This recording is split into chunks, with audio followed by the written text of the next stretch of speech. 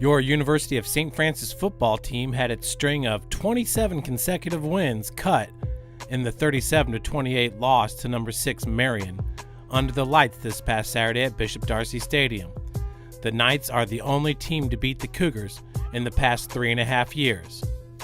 Well, we've gone 730 days without losing a football game. It eventually had to happen. I credit Marian, they're a great football team. They did the same thing to us with the run game as we did to them with the pass game last year. As lopsided as it was in terms of time of possession and number of offensive snaps, we still had an opportunity to win late in the fourth quarter.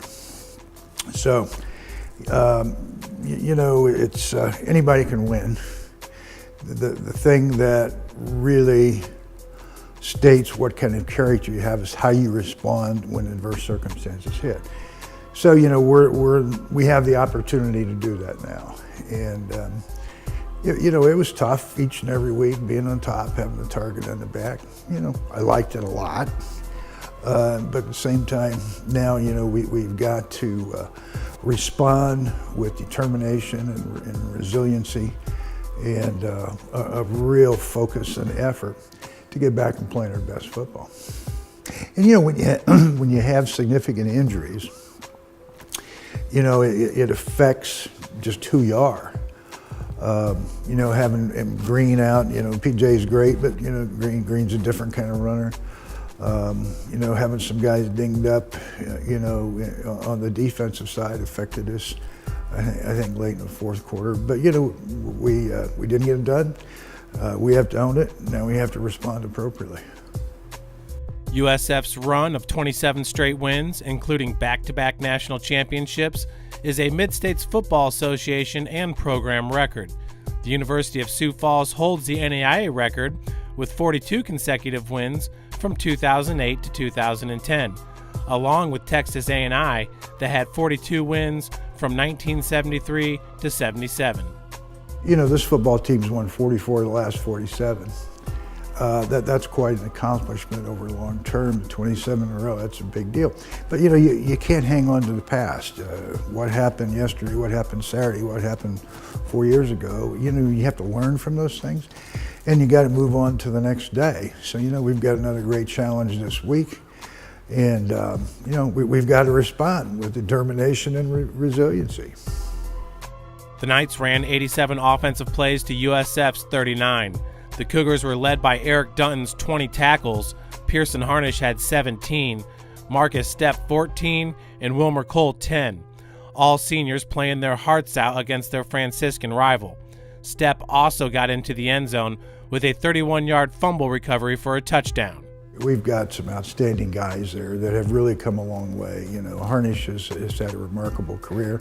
Hopefully still got a lot of football ahead. Dunton was a guy that came in here as a 180-pound safety that got big, and we were able to move him down, so you got another second-level player with great speed. Marcus Stepp, we knew he was a great player out of high school. The thing about him that I'm so pleased with, and I know his mother will be, I see him maturing. I see him leading, leadership's influence. I think he's become a positive influence with his friends and teammates. And it was great to see him have a big play Saturday night for the touchdown, but he's had big plays each and every week, and I expect that to continue. Yeah, it felt good. Really, it was just a gift though. Like, he fumbled the snap, and I happened to be on a blitz that play, and I was just doing my job. So, it felt good to score a touchdown though, I can tell you that. I thought we played an okay game overall as a defense.